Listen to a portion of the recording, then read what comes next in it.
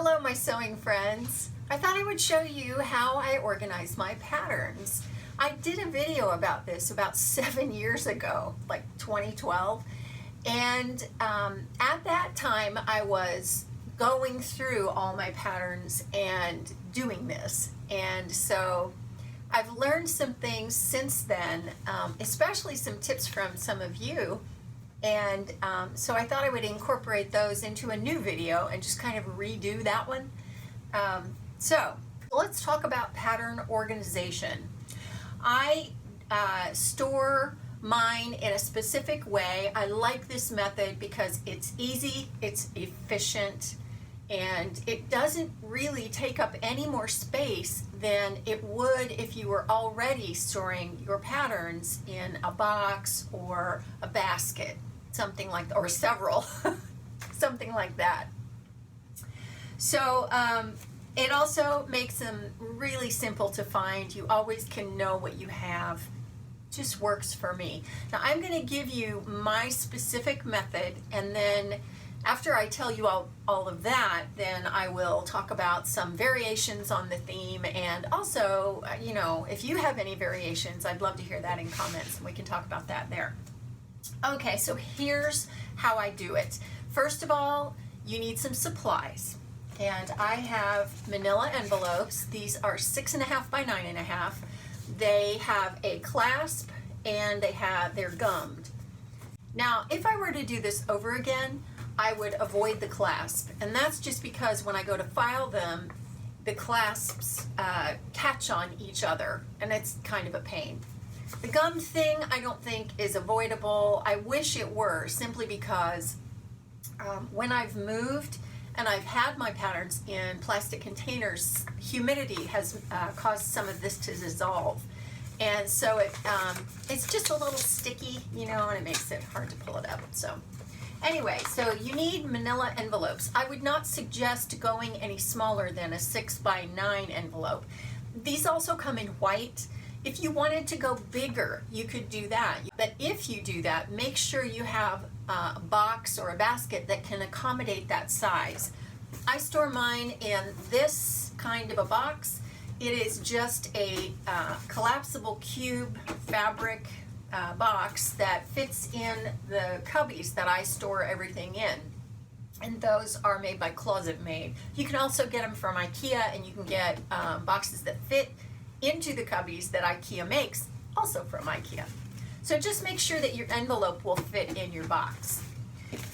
Manila envelopes. You also need something to write on them with. I grab a Sharpie, whatever flavor's in my hand at the time, and I just use that. You can also use a pen or a pencil. You can use a crayon if you want. But the important thing is, for me, I need to be able to see what I write on these readily. So a Sharpie works the best for me. You need some page protectors. These you can find at Dollar Tree. They are just plastic little envelope kind of things that you can fit into a 3-ring binder. So you need some of these. I store mine in a 3-ring binder just because they're kind of unwieldy. They slip around against each other, and so it's just easiest for me to store them in one of these. You also need one of these. This is from Dollar Tree. It is an 1.5-inch binder. It costs $1 from Dollar Tree. This doesn't always fit what I need because it's too small. But honestly, I've just scavenged all kinds of binders. What I didn't have, I supplemented with the Dollar Tree binders, but you can use anything. You can use a fat binder, a skinny binder. I have used these. Obviously, this has some patterns in it. And so, you know, even the floppy ones you can use. It doesn't have to have a pocket, doesn't have to have anything. It just needs to be a 3-ring binder of some fashion or another. And those are your supplies that you need. That's it. And here's how I do it. I just happened to get a new pattern the other day in the mail from Etsy. I saw this and it's out of print. I think it's from 2015. Yeah, but it is a lifestyle wardrobe, and I love it. I think the navy and the polka dots were what caught me. But you see this little shift dress here. That's really what I loved. But there are also drawstring, that's a skirt, and a pair of pants that have a drawstring waist, and then there's a top and a little jacket, a little unlined jacket. So I am probably going to make the dress at the very least sometime soon because I just love it. Here are the line drawings. Yeah, so I'm going to use this pattern as an example. So the first thing I do is I pull out the instruction sheet and the pattern tissue, and I set those aside, and then I also set the pattern envelope aside, which, by the way, if you want to see how this compares to the manila, it's roughly the same size. You can kind of see.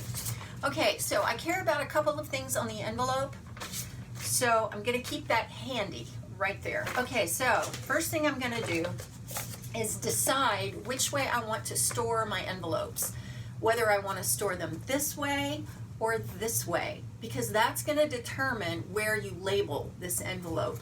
So I usually do it in the top, left-hand corner or the right-hand corner. It doesn't matter really. If I turn it this way, I'm still going to be able to see it if I stand it on end. Same with this, doesn't really matter. Okay, so what I care about on this is the number and the size. And I do care about the pattern company, but only because sometimes, especially if I have a vintage pattern, I'll have two of the same number, but two different companies. So I just kind of need to know which one it is. I generally sew the big four: Butterick, Vogue, McCall's, and Simplicity. So when I label mine, I don't spell out the entire name of the company. Now with Butterick, I might want to do that because Berta is another company, and so a B in front of the number would not designate whether it was Berta or Butterick. So I may want to write that one out. But the rest of them, just the M for McCall's and then the number and then the sizes under that. That would be fine, and that's generally what I've done. So on this pattern, it is Butterick 6185, and I care about Butterick 6185, and then I also care about the sizes. So what I'm going to do is pick my side of the envelope. I think I'll just do it in the upper left. And I'm going to turn it this way because I can read it this way. If I turn it this way, I can also read it. Sharpie.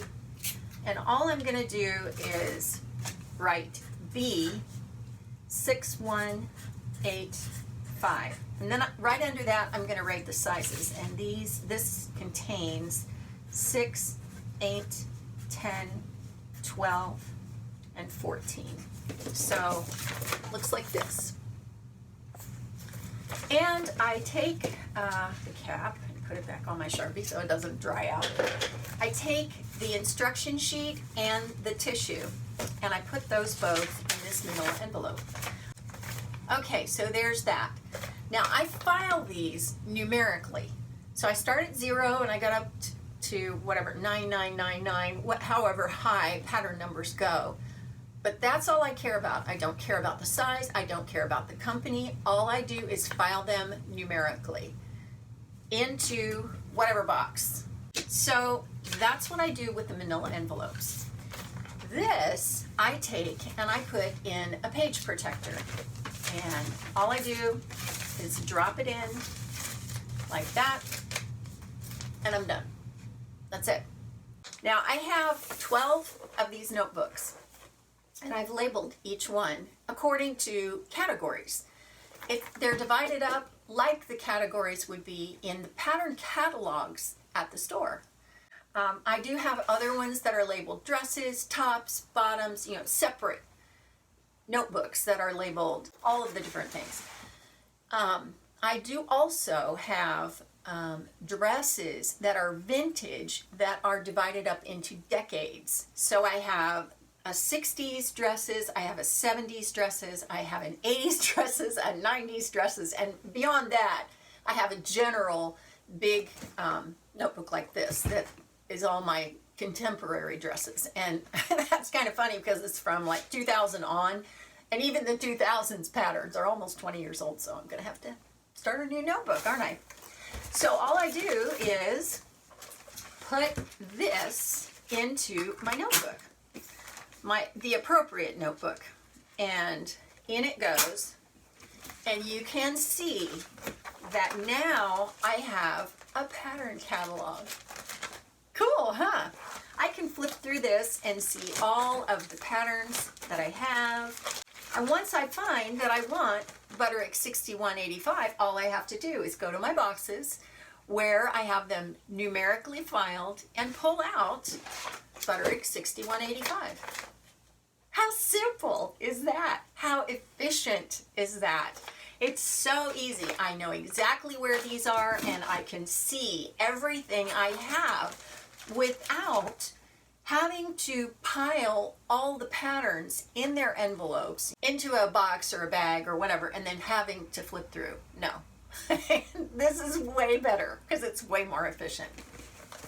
That's it. Seriously, that's all there is to it.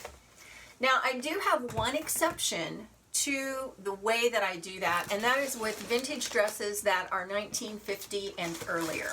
I like to keep the entire pattern together because a lot of these are really old. And obviously I need another notebook because this is so fat it won't close. But some of these, I just don't want to risk pulling out the pattern tissue and then take the chance that I'm going to lose a piece or something like that. Because some of these are really old. They're from like, I think I have a couple from the 1930s. Maybe one or two. But anyway, that's the only exception that I have. Now, there are all kinds of variations on this theme. For example, if you only have 20, 30, 50 patterns, you can probably fit them all in a fat notebook, and you probably would not have to separate them, the pattern envelope and the instruction sheet and the tissue. So this whole envelope thing, you could avoid that altogether. You could just store them in a notebook and then still you'd have your pattern catalog. You could, if you wanted to divide them up, you could use notebook dividers. That's one variation on the theme. Another variation on the theme is if you want to have readily available the instruction sheet as well as the pattern envelope, you can store the instruction sheet in it. Now, I don't do that because I think that as long as I can see the back of the pattern, that's going to give me the information I need. And if I care that much, I'll go get the pattern and pull it all out. You can put these one per page protector so that you can easily see the back. I don't do that. I put mine back to back like this. And if I care about what's on the back, then all I do is pull it out and I can easily see it. So that's another variation on the theme. And this is why I say that it really doesn't take any more space than if you were to currently be storing your patterns in a box or a basket or, you know, some fashion or another. It doesn't take more space because you can store a notebook anywhere. And if you're doing it this way, you're already storing them in a basket or a box. So to separate them out and put part of them in a notebook, all you're doing is taking up the space in the notebook. You're really not having to take up any more space than you already were with the whole pattern in the box. See what I'm saying? Okay, I had some conversations with some people who commented on another video. And one in particular, her name is Bran Gonzalez.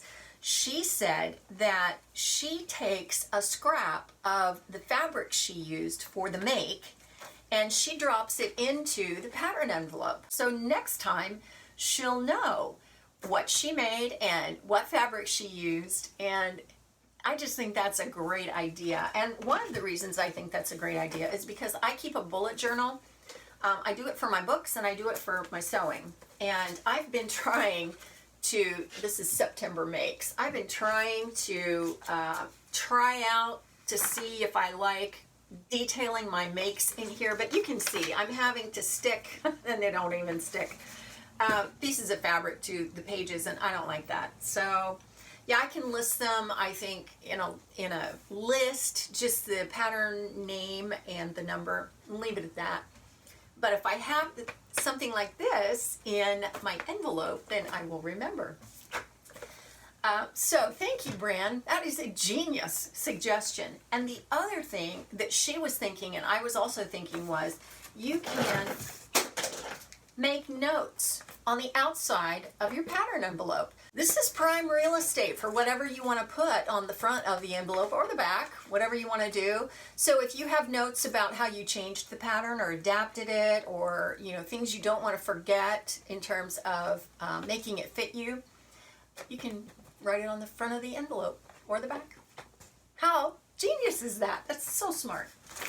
So those are some things that I've learned in the 7 years that I've been doing it this way. So if you have a way that you do it or another thing you can add to this method, by all means, please put it down in the comments, because everybody learns when everybody shares. And so that's always a good thing. So that's it for now from me. I hope this is helpful, and I will see you next time. Thanks for watching.